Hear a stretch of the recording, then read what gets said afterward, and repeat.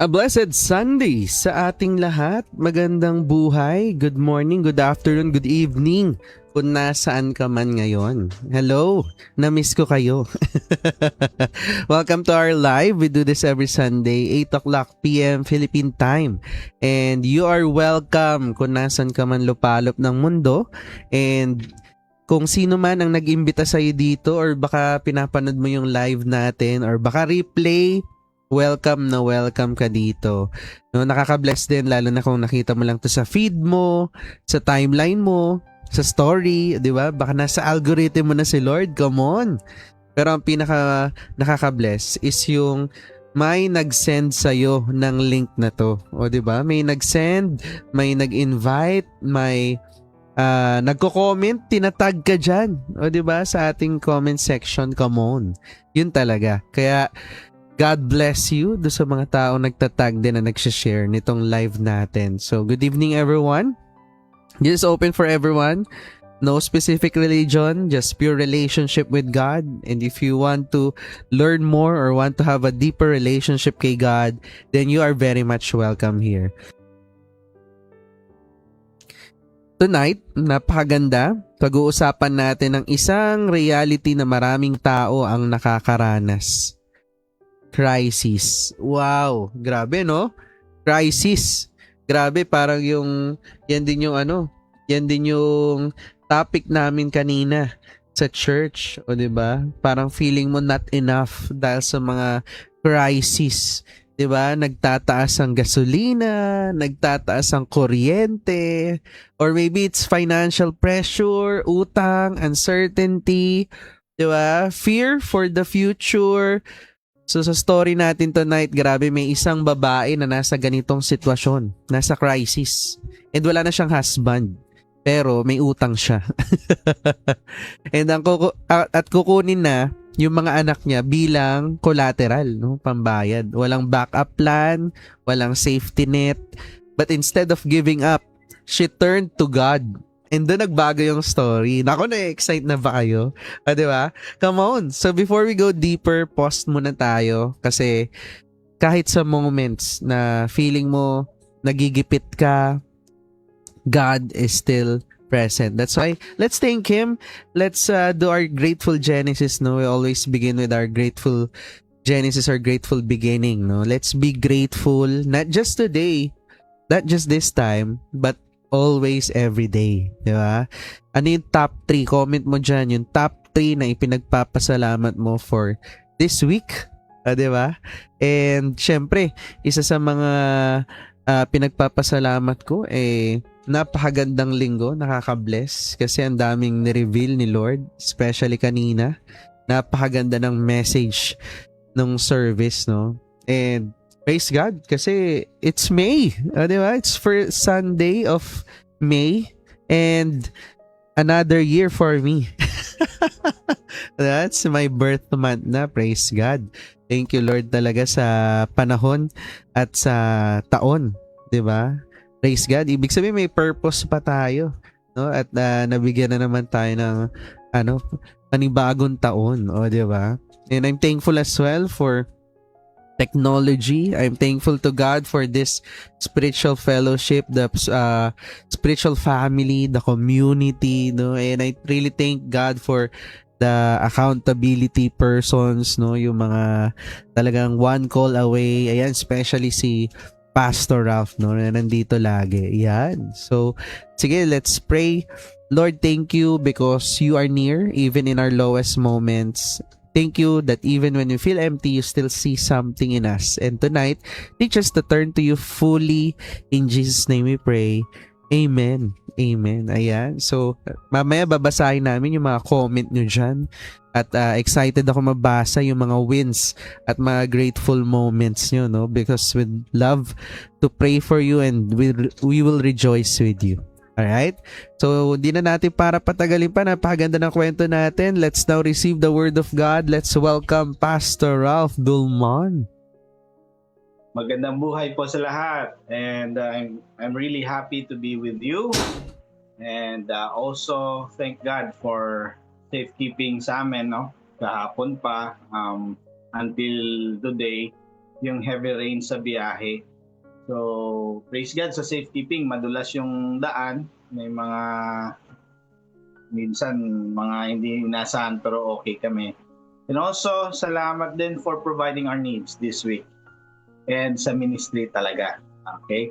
So, we're on our second month paying for the church lot na. Nabayaran yung kalahati eh. So, yung monthly natin for 5 years, nasa second month na tayo. Thank you, Lord. And thank you, Lord, for the 6 souls that believed and submitted to Jesus Christ this morning sa isang home Bible study natin. And binilang namin ni Ma'am Sheila yung months na ginugol namin. And it took us 10 months of faithfully, intentionally going there, rain or shine, just to deliver the gospel to that family. And today, 6 of them received the Lord. Meron pang isang anak na wala doon, pero still, thank you, Lord. Grabe, no? Nung nag-pray na ako during commitment time, inassist ko sila. At nung closing prayer na teary eyes ako, nag-crack yung voice ko, Lawrence, because sa tuwa. And nung tumanggap sila, Lawrence, umulan ng malakas. So, grabe lang si Lord. Sobrang init. But He sent rain again kanina. So, thank you, Lord, for everything. To God be the glory for what He has done, what He is doing, and what He will do sa ating mga buhay. Let's come to God first. Let's pray. Father in heaven, thank you for you sent Jesus to die on our behalf, to bring salvation to us. And so, thank you for those people who responded by faith, who believed, not just by words, not just by their intellect or just thinking about God, but really submitting to God's Lordship. Thank you for that. And Lord, thank you for being faithful sa bawat isa. I pray you give us wisdom for tonight in Jesus' name. Amen. Naalala ko, marami na akong sermon noon from Elisha. Sunod-sunod, then nag-transition sa pagpasa ng baton kay Elijah, nag-transition kay Elisha. At naabutan ng iba yon na grabe ilang buwan yon, Lawrence, no? And today binalikan ko siya, Lawrence, kasi napaka-relevant kasi ng pangyayaring ito sa atin. We are going through crisis. Lahat nagtataasan, but our God remains powerful and faithful to all of us. So, I hope we can learn something new. At ako, may na-learn something new. So, let's read first the verse para makasimula na tayo from 2 Kings chapter 4 verses 1 to 7. Now the wife of one of the sons of the prophets cried to Elisha, "Your servant, my husband, is dead, and you know that your servant feared the Lord. But the creditor has come to take my 2 children to be his slaves." Okay, explain ko na agad. Merong mga prophets noon na kasama si Elijah, ganun din nung time na ni Elisha. Meaning, it's a circle of prophets. And may anak siya na lalaki na namatay na at naiwan yung asawa. So, kung sa ano pa, sa atin ngayon, pastor's kid siya. A prophet's kid siya, no? Yung namatay na husband. Ang asawa na byuda, may 2 anak. May naiwanang utang at hindi kayang bayaran. And culturally, sa kanila, culture nila yon, context nila yon, pag hindi mo kayang bayaran ang utang mo, ang anak mo magiging slaves. Or ikaw mismo magiging slave. Kung ikaw yung magulang, syempre hindi mo kakayanin yan. So yun ang konteksto. At least naintindihan nyo. At tingnan nyo, yung byuda, in-emphasize niya na ang prophet na namatay, yung anak ng prophet na husband niya na namatay ay talagang merong respeto sa Panginoon to the point, sinabi niya dito, your servant feared the Lord. So in-emphasize niya na mabuti yung husband ko, may takot sa Panginoon. Di ba? Ganun naman talaga tayo. When we are in a problem, when we face challenge in life, we always tell God, you know what, God, mabuting tao naman ako that's a common. Mula noon hanggang ngayon, when we are faced with a problem, for sure, most of us have experienced it. We are bargaining with God or sometimes complaining, Lord, ano ba to? Faithful naman ako. Palaging nag-church. Mabait. Walang inaapakang tao. Walang inaapakang tao. Pero inaapakan si Lord. Okay, anyway. Palagi tayong ganon. When crisis comes, problems come, we are expressing ourselves to God, which is good. Actually, may brighter side yon. We are expressing ourselves to God. We are being honest with God. And actually, you can be honest with God in prayer. You can say anything, pero sana, wag naman yung wala ng respeto.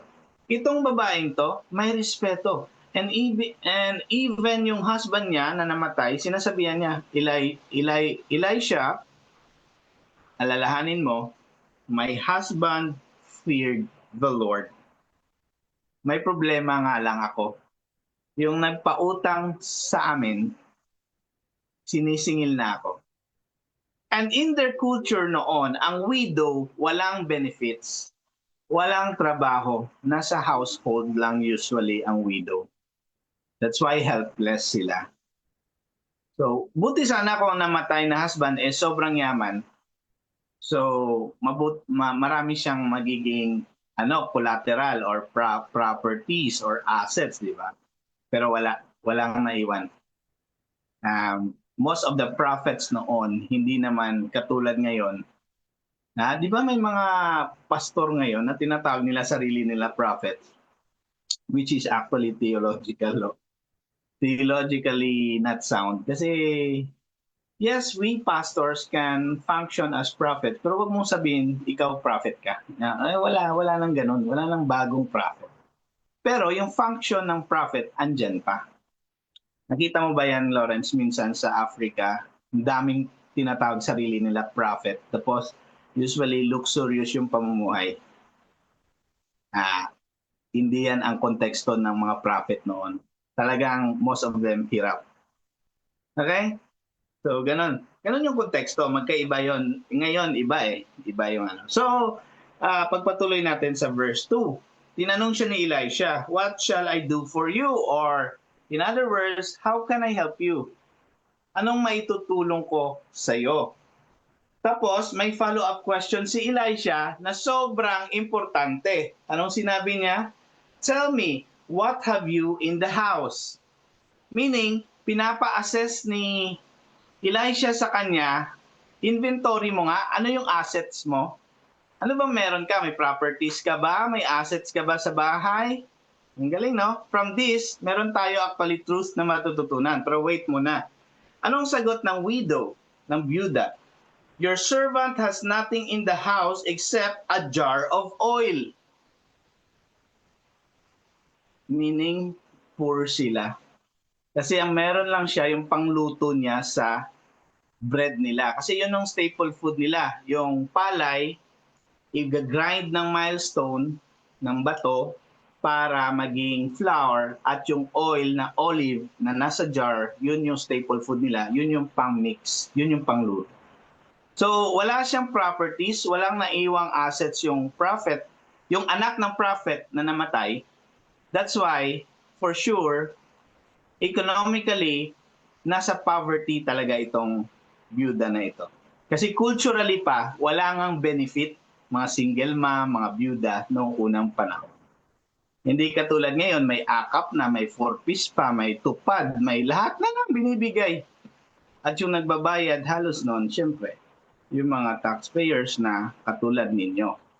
Okay? Tayong lahat, nagbabayad ng taxpayers. Actually, lahat naman ng tao nagbabayad ng tax Yung gasoline na binibili mo, may tax yun. Yung pagkain, may tax yun. Anyway, so, anong matututunan natin? Number 1, when we turn to God during problems, when we have this crisis in life, when we are being challenged, when we are at the edge of our lives, when we turn to God, most of the time, God will instruct you to check what you have. That's number 1. The keyword is check. Gumamit na ako ng simple English.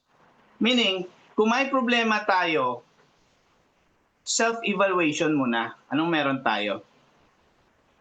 Self-evaluation, inventory, because when we do self-evaluation of what we have, we will discover may talent pala tayo. Wala tayong, kung kailangan natin pera, kung may talent ka sa isang bagay, gawin mo lang.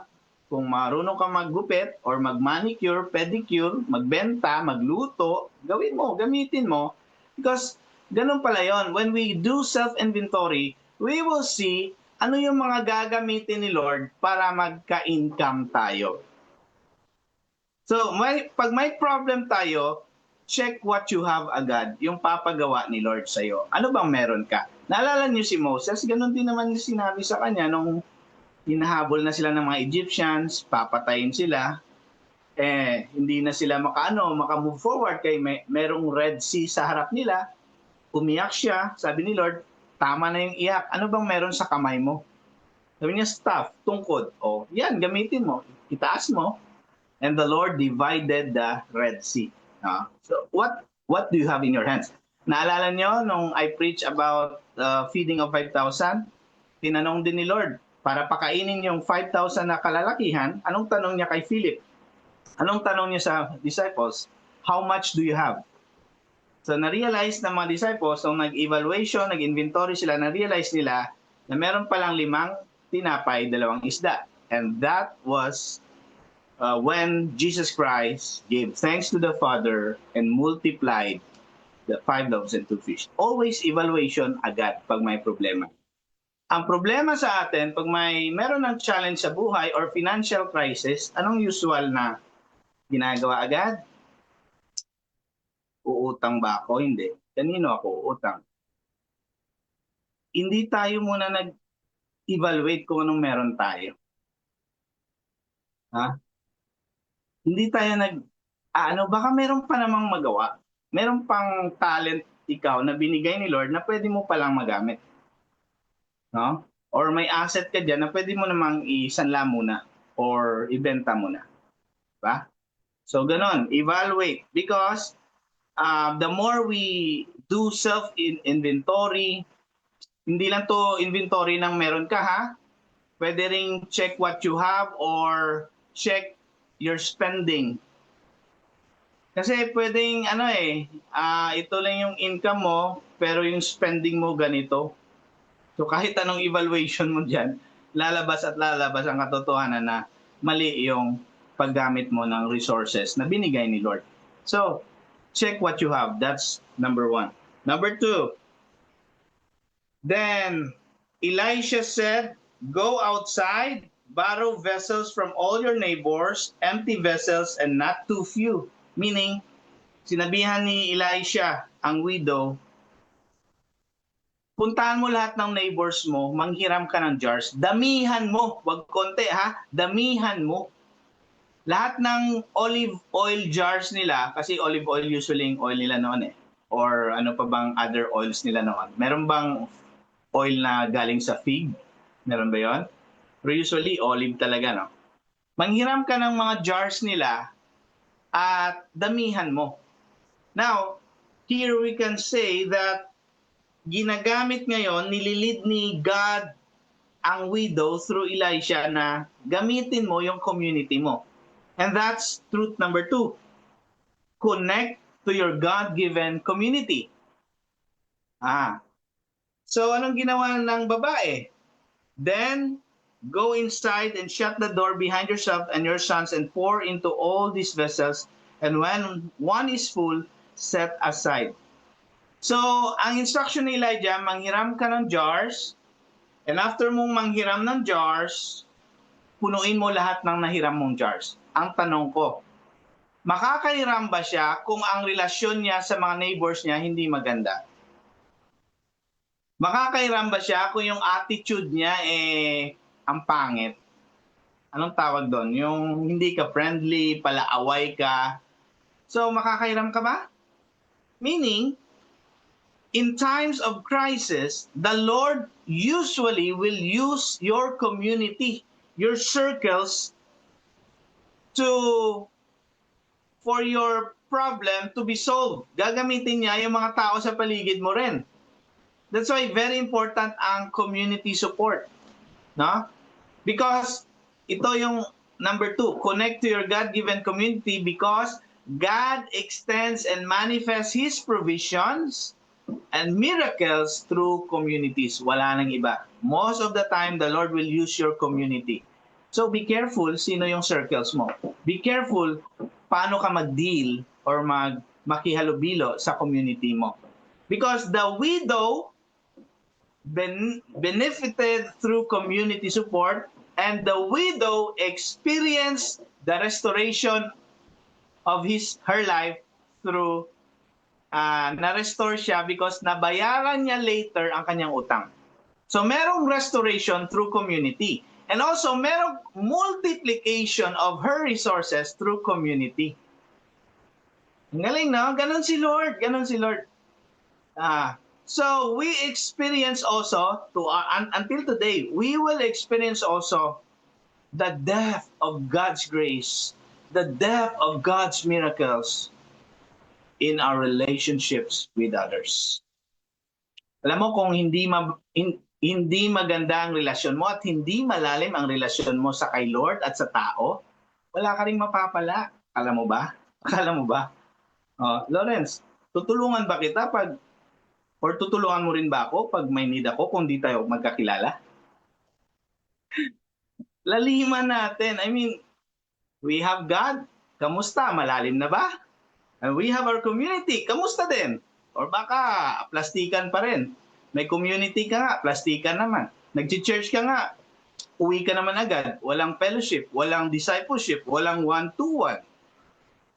You know what? The deeper you go in your relationship with God and with people, the deeper also is your experience of God's generosity, God's multiplication, God's restoration, God's miracles. Meaning, palaliman ng relasyon sa Diyos at palaliman ng relasyon sa tao pala. Yun pala nag-matter sa life. Hindi pala to basta lang na, hayaan mo na, wala akong kaibigan, marami naman akong pera eh. You know what? Pag nawala pera mo at hindi malalim ang relasyon mo, depressed ka. Walang makikinig sa'yo, walang tutulong sa'yo. Kasi merong attitude yung tao eh. Ano ngayon kung wala akong kaibigan? Ganyan naman sila eh. Pag may pera ako, maraming akong kaibigan. Pag wala na akong pera, wala na sila. Meaning, hindi malalim yung relasyon mo. Kasi malalim na pagkakaibigan, may pera o wala, malalim yun. Hindi nadadaan sa pera ang lalim ng relasyon. Okay? So, hindi rin nadadaan sa attendance lang sa church ang lalim ng relasyon. Kahit napuntahan mo pa lahat ng bisita, iglesia during Holy Week, meron kang benting church na napuntahan kung walang malalim na relasyon sa Diyos, useless yun. Bumisita ka nga sa church.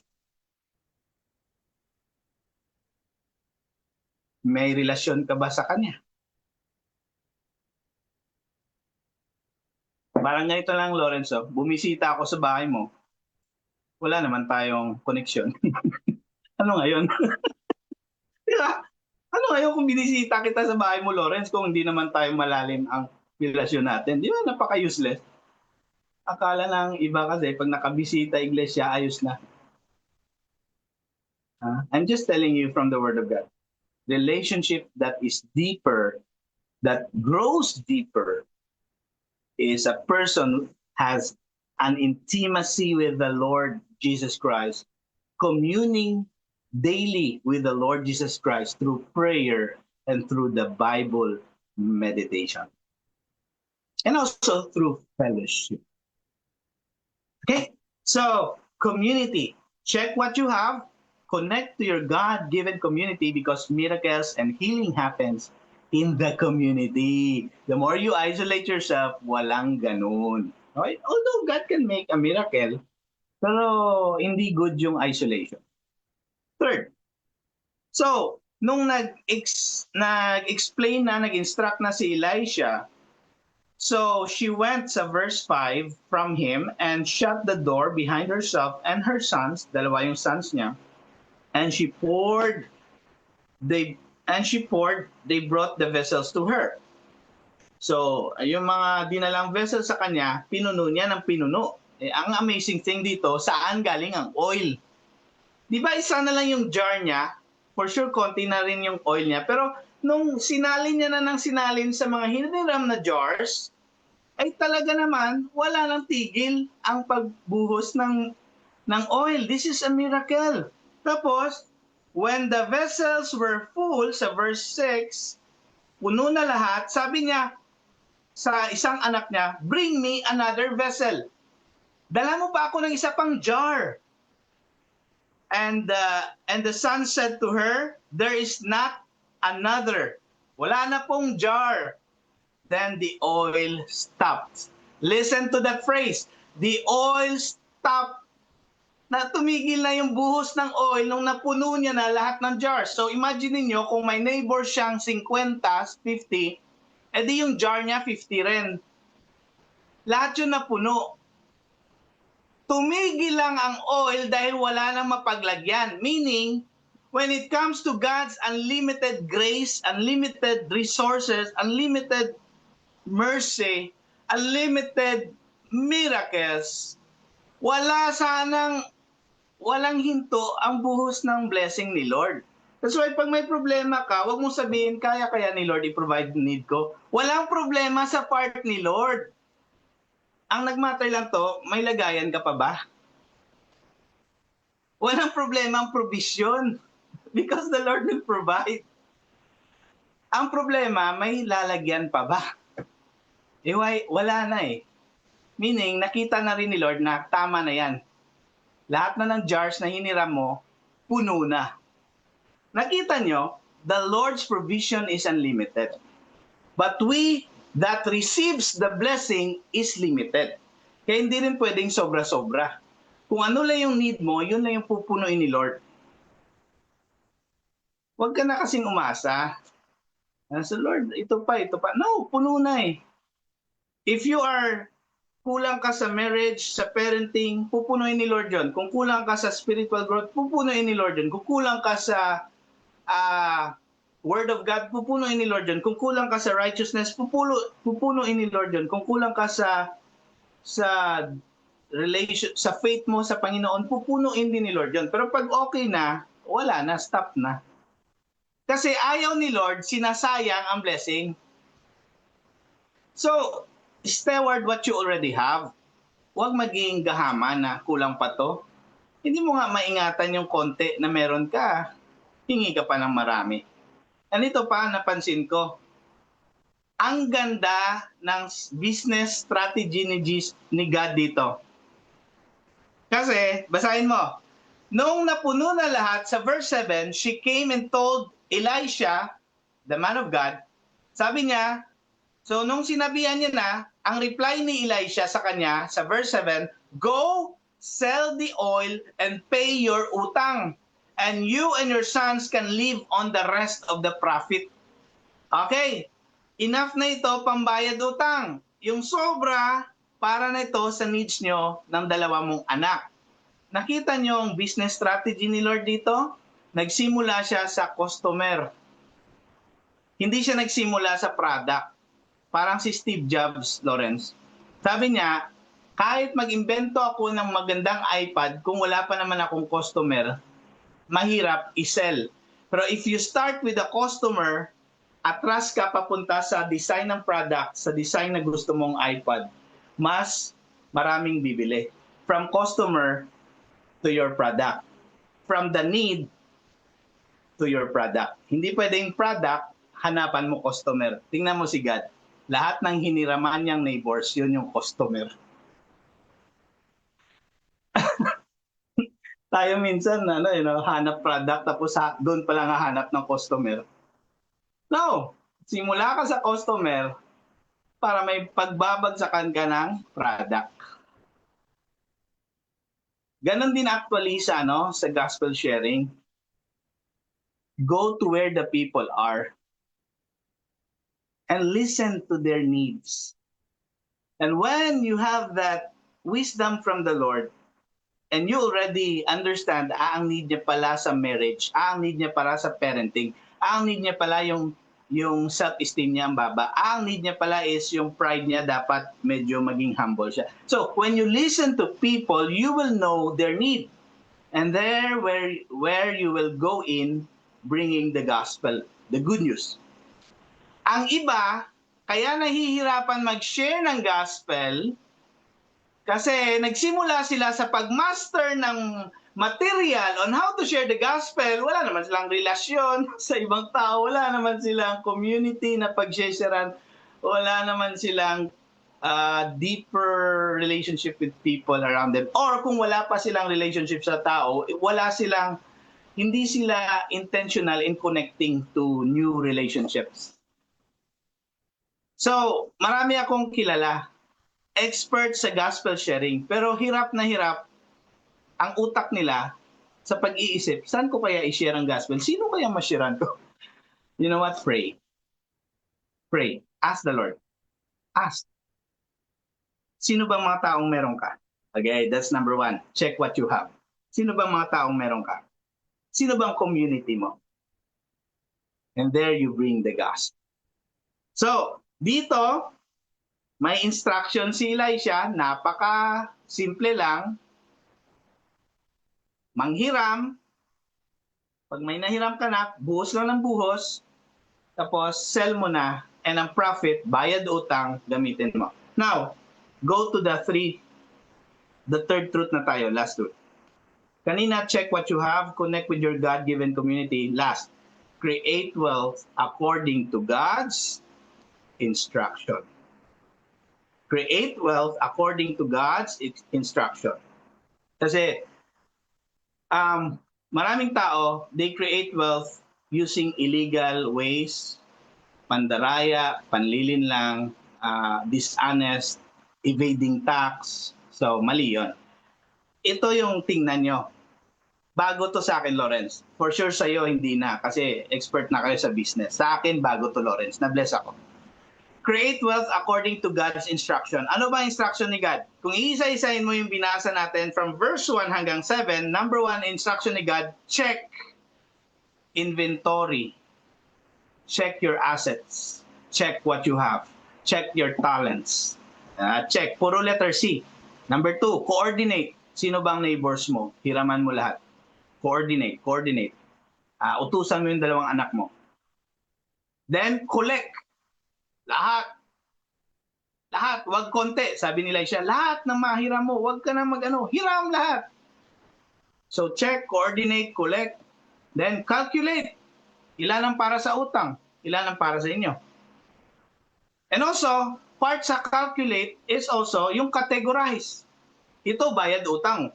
Wag mong galawin. Ito, tithes or offering ko to sa Panginoon to. Ito, investment ko to. Ito, para sa business to, puhunan. Ito, para sa needs namin. Ito, panggala ko. Ito, pang hospital ko. Ito, pang savings ko. Categorize. Ang problema sa marami sa atin, pag meron ng pera, anong isip mo agad sa pera mo? Yes, may panggastos na naman. Ang isip natin sa pera, expenses lang. Hindi natin kinakategorize. Ito, first dapat, offering, honor the Lord with your wealth talaga. Offering muna or tithes. Next, bayad utang. Next, investment. Next, savings. Next, sa health namin. Daily needs namin. Pang schools. Pang gaas. Categorize. Classify. Break down. Hindi yung pagkatanggap ng pera. Alam ko na to. May panggastos na naman ako. Yung mga add to cart ko, at least mababayaran na lahat yan. Ganun tayo eh. Alam mo, the more you don't categorize your expenses, the more you become problematic. Pero pag na-categorize mo, the Lord will give you wisdom. Magtataka ka, meron ka pang pera pang tulong sa iba. Kasi ito yung tao eh. Once nakatanggap na ng income, ng profit sa trabaho or sa business, ang isip agad, paano ko gagastusin to? Paano ako? Hindi. Instead na, paano ko i-honor si God? So, offering, tithes. Paano yung needs ko? O may utang ako, bayaran yun. And paano ako makatulong sa iba? Ganun dapat, categorize, hindi lang to ikaw. Kaya nga, pag binasa mo yung trusting God last Sunday, honor the Lord with your wealth, Proverbs 3, 9 to 10, and so that your barns will be overflowing, para yun maging generous ka sa iba. Alam mo, the more kang gahaman, the more kang, anong tawag yung di ka namimigay? Madamot. Gahaman na, madamot pa, the more kang kulang palate. Kaya ka kulang parate eh. Kasi iniisip mo, sarili mo lang. The more you iniisip mo sarili mo, the more nalulubog ka sa utang, the more kulang palagi. Ay, nako. We don't categorize. So again, create according to God's instruction. We are in crisis. But don't forget, we have God. When the Lord asks you, what do you have in your hands? Pwedeng sabihin mo, wala akong staff katulad ni Moses. Wala rin akong 5 loaves and 2 fish katulad ng bata doon sa Gospels nung pinakain ni Jesus yung 5,000. Wala rin akong jar katulad ng widow. Okay, wala ka ng lahat. But you have God. And God is more than enough. Ang problema, kung wala ka pa sa Panginoon, wala ka talaga.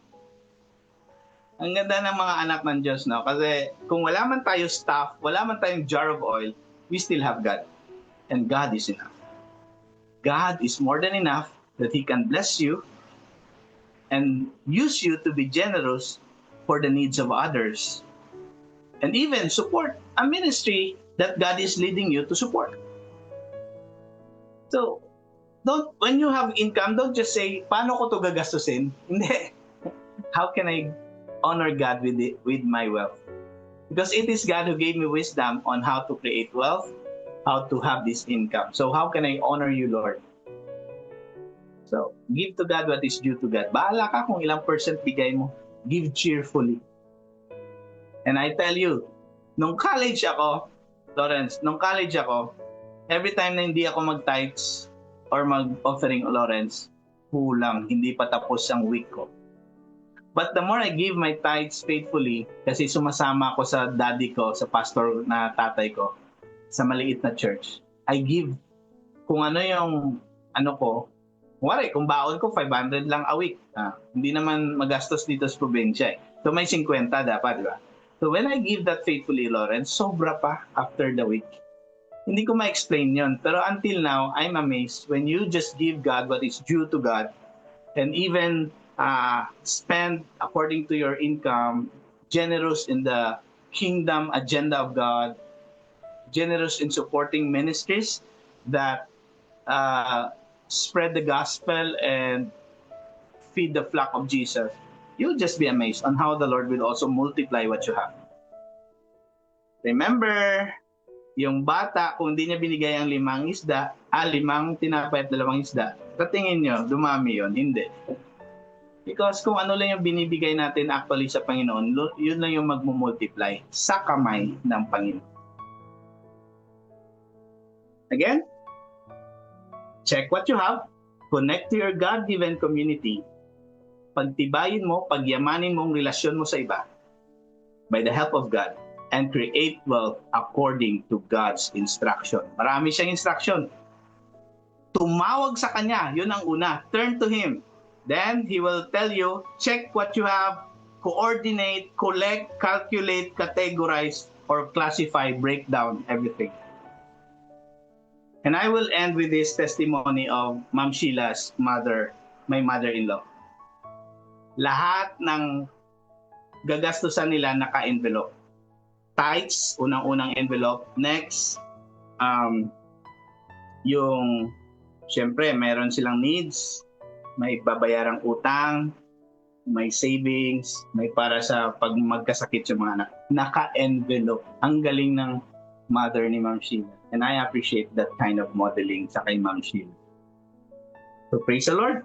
I hope we'll be able to really apply what we have learned tonight. I've already preached many times about this, but today this is new for me. And again, my takeaway is our community is very important. Who are your community?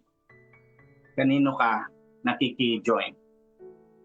And because the Lord will do His miracle, multiply His provision for your life through community. Kung walang magandang relasyon yung widow na yon sa ibang neighbors niya, wala siyang mahiraman. Wala rin siyang customer sa oil. So, also inventory. Because every time we do inventory reveals God's glory. Do more of inventory because inventory, self-inventory, financial inventory, relationship or faith inventory will always reveal God's glory. See you next time. Praise God. Grabe yung topic natin. Ganda ng topic ngayon kasi about stewardship. And actually yan din yung align siya sa ngayon, series ng church ngayon, no? Ang series kasi namin ngayon always enough. So, ang topic kanina is not enough. Yan. So, sobrang ganda kasi halos same yung yung lesson. Pero yun naman sa Deuteronomy yung nasa wilderness sila before sa promised land. Yun. Ang galing lang, no? Doon sa number 1, check what you have. Ang galing, no? Kasi ginamit ni God yung maliit na jar of oil. Diba? Again, maliit. No? Baka nga paubos na, maliit pa. Grabe, no? Yung parang feeling mo walang-wala na.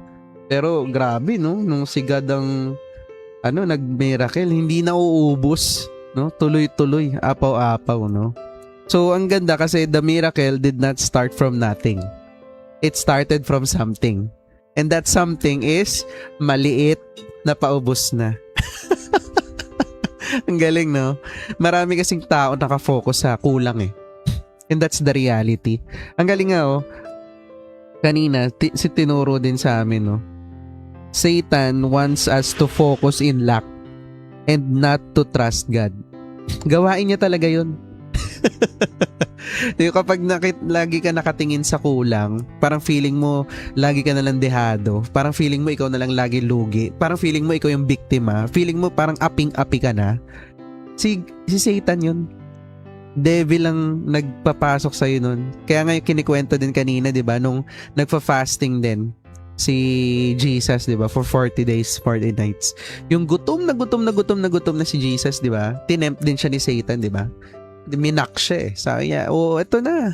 Ito yung bato, ang kinis. Gawin mo ng pandesal. Diba?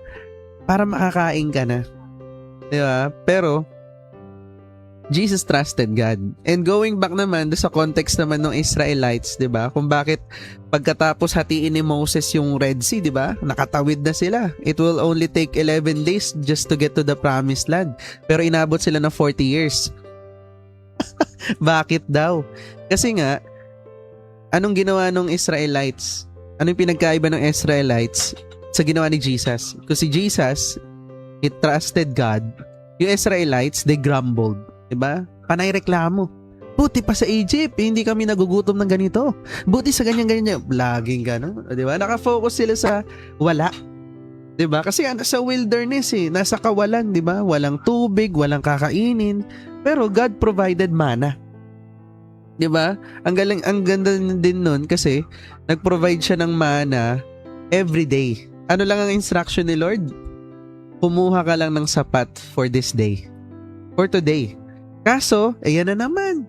Yung Israelites anong ginawa? Nag-hoard. Kasi bakit? Ang utak nila, ang mindset nila, paano kung hindi mag-miracle bukas? Paano ko hindi mag-provide ng mana bukas?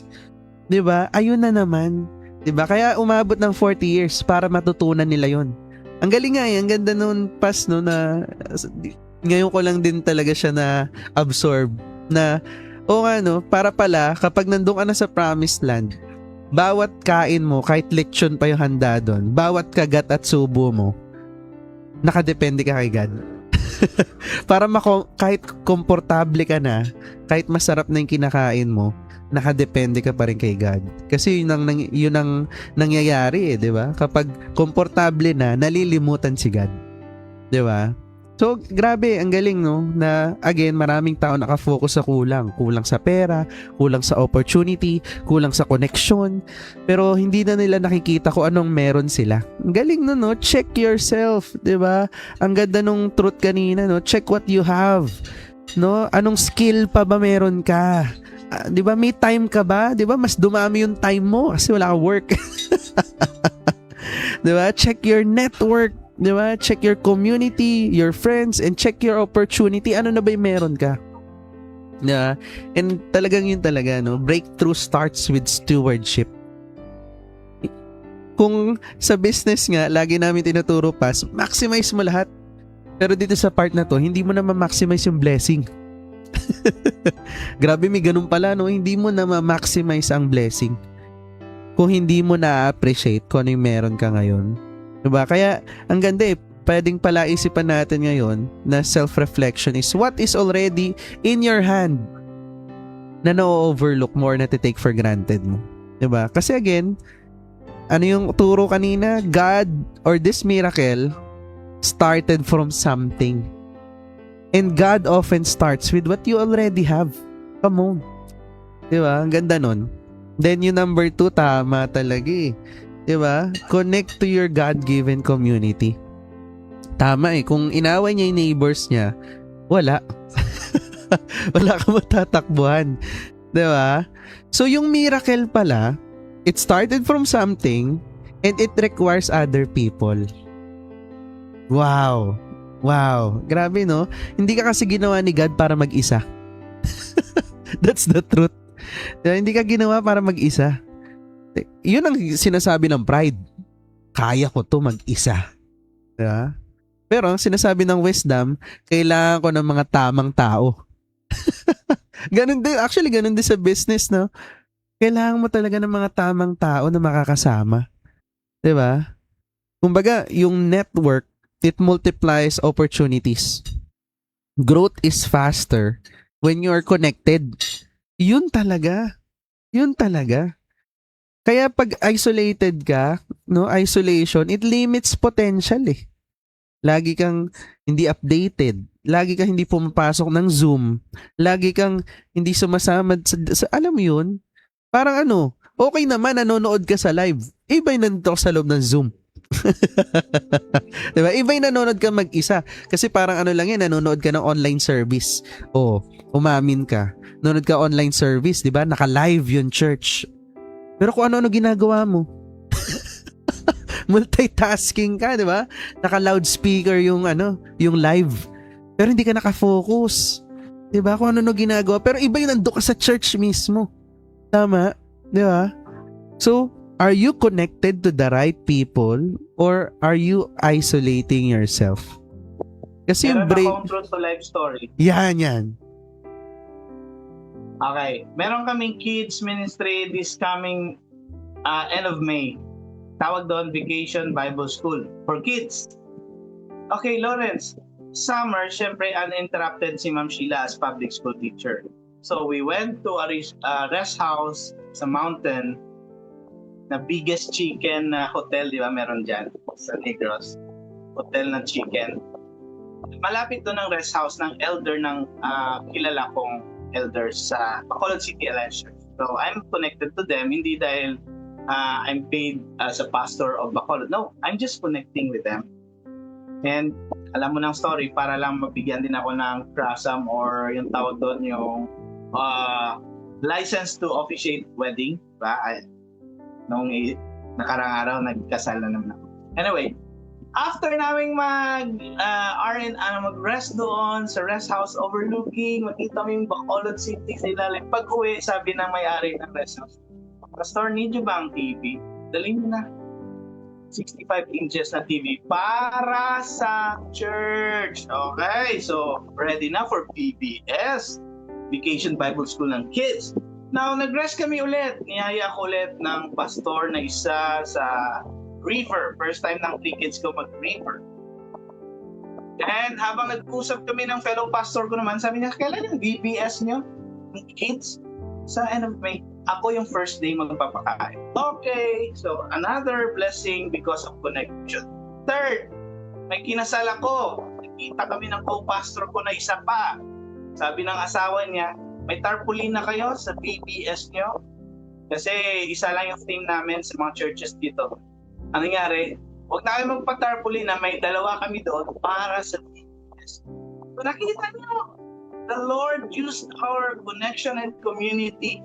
And by the way, again, we were able to pray for a church lot last year, January, at natupad ang church lot December.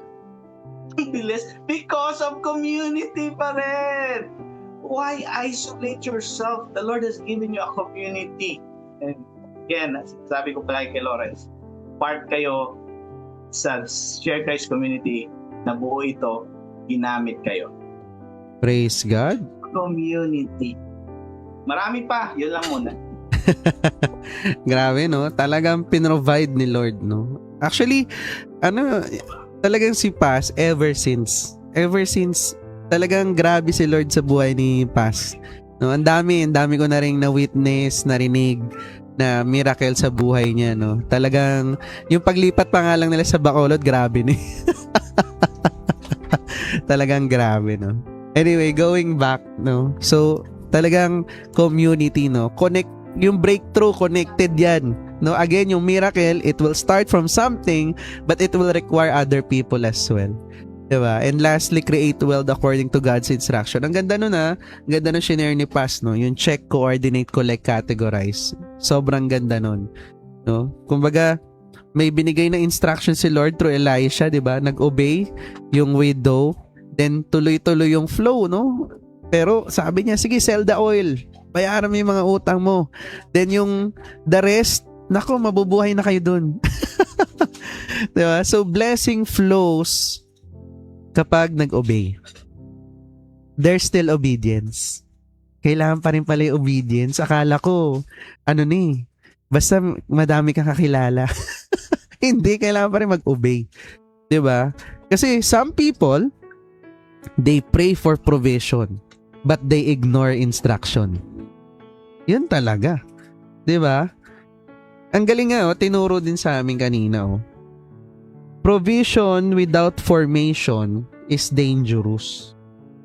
Kasi before God teaches provision, He teaches dependence.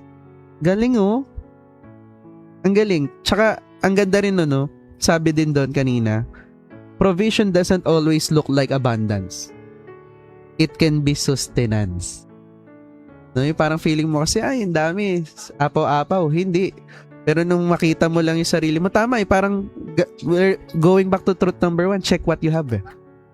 Diba? Baka meron ka sasakyan lumang-luma na. Diba? Pero may sasakyan ka. Diba? Baka may bubong ka. Diba? Alam mo yun, nakakakain ka, nabubusog ka, nakakakain ka pa sa labas. No? Kahit sabihin mo wala kang pera, pero nakakapag-restaurant ka pa. Diba? So, sustenance 'Di ba? Ang galing nung blessing na yun, So, kailangan talaga yung execution. It really matters, execution. Kasi direction without action, it produces nothing. Si God, binibigay niya yung strategy. Siya nagbibigay ng strategy, 'di ba? Yun nga Sige, benta mo yung mga jar, yung mga 'di ba? Yung oil. Mababayaran mo lahat. Na-bless ako. Na-bless ako. Hindi siya sinabihan ni Lord, gumawa ka ng jars. Tama. And hintayin ko, pag natuyo lahat yun, bibigyan kita oil. Hindi. Pag gumawa siya ng jar, wala siyang customer na captured. Tama. Sabi ni Lord, humiram ka sa mga neighbors mo, yun din yung captured mo na audience at customer. Grabe si Lord. Galing ni Lord. Grabe, Talagang may marketing plan na. May strategy na, pero at least, instruction. Di ba? Kailangan mo pa rin trabahuhin, no?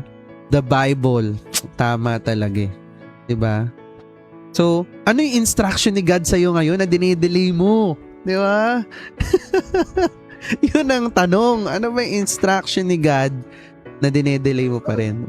Pwede rin, hindi niya alam. I-open lang. Yun. I-open. Tama Pag di mo alam, magbasa ka kasi ng Bible. Lagi yun, kaya lagi mo naririnig yun dito eh. Kasi yun talaga eh. Wala nang iba. Diba? So, yung desire, again, ang ganda nga eh. Yun din yung tinakil kanina, no? Na parang mali ba maghangad ng ano pa, mas marangya, no? Hindi. The desire was planted to you by God. But that desire should lead you closer to God. Diba? So, hindi mali na si God nga ang naglagay eh. Nung desire sa'yo, ay gusto ko maging successful, gusto ko maging ganito, gusto ko naman ganyan. Diba? Pero that desire should lead you closer to God. Diba? Because, the goal is to experience God on a daily basis. Yun talaga siya. Diba? So, to wrap this up, yung story napaka-powerful, no? Ang ganda, no? From death to overflow, from crisis to provision.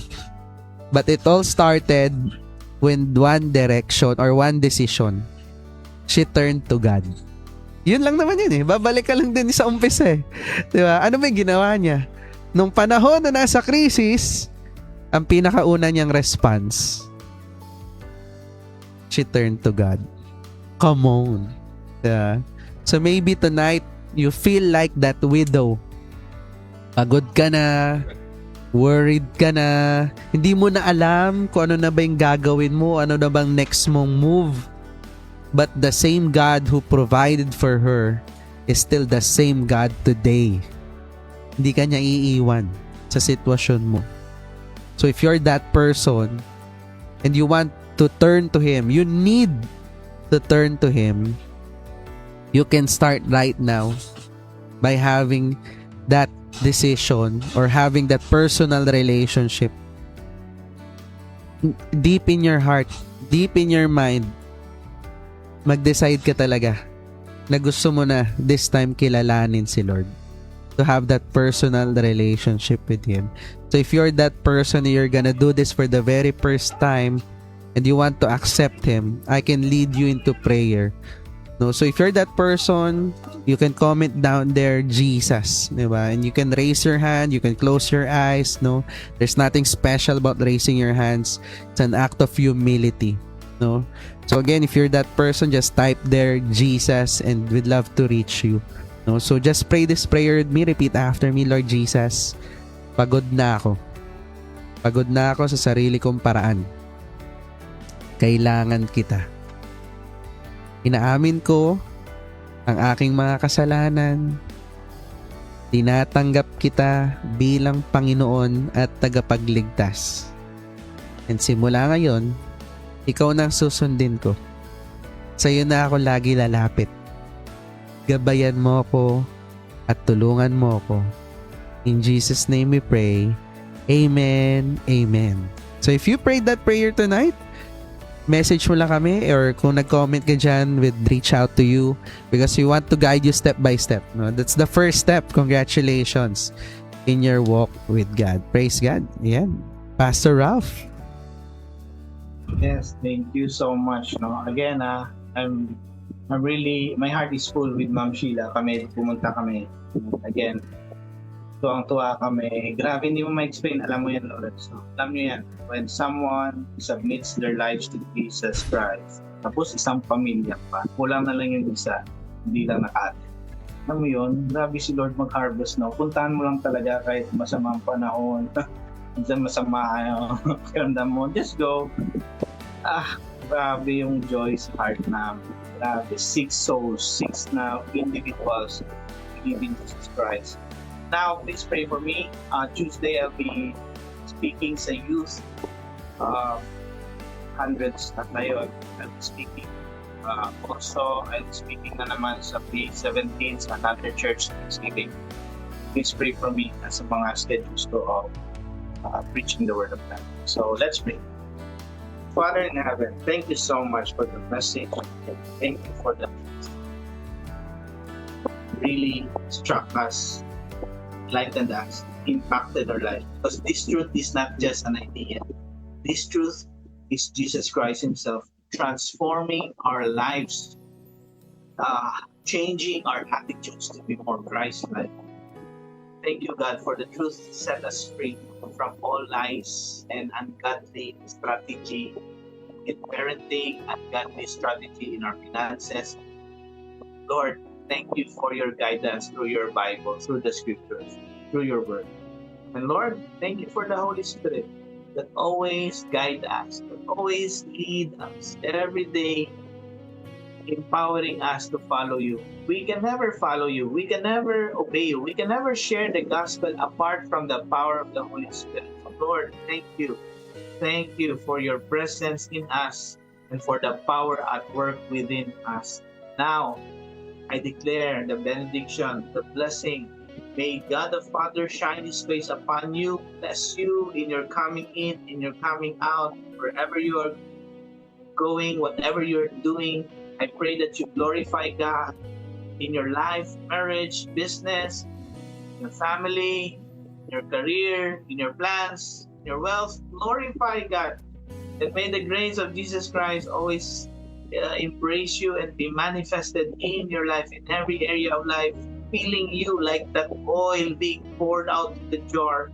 We are the jar of clay. Tayo yon actually, and the Holy Spirit is the oil, and He will always fill us kung anong kulang sa atin. Lord, thank you for the Holy Spirit as well working. May you bless everyone and make us a blessing to many more. Provide for our needs. Salamat sa pagpapagaling, Panginoon. And salamat sa healing mo, Panginoon. Lord, I pray that you also make us a channel of your healing, of your encouragement to others, and of your gospel. Make us your mouthpiece. Empower us. And in the Father, of the Son, and of the Holy Spirit, be blessed. In the name of Jesus. Amen.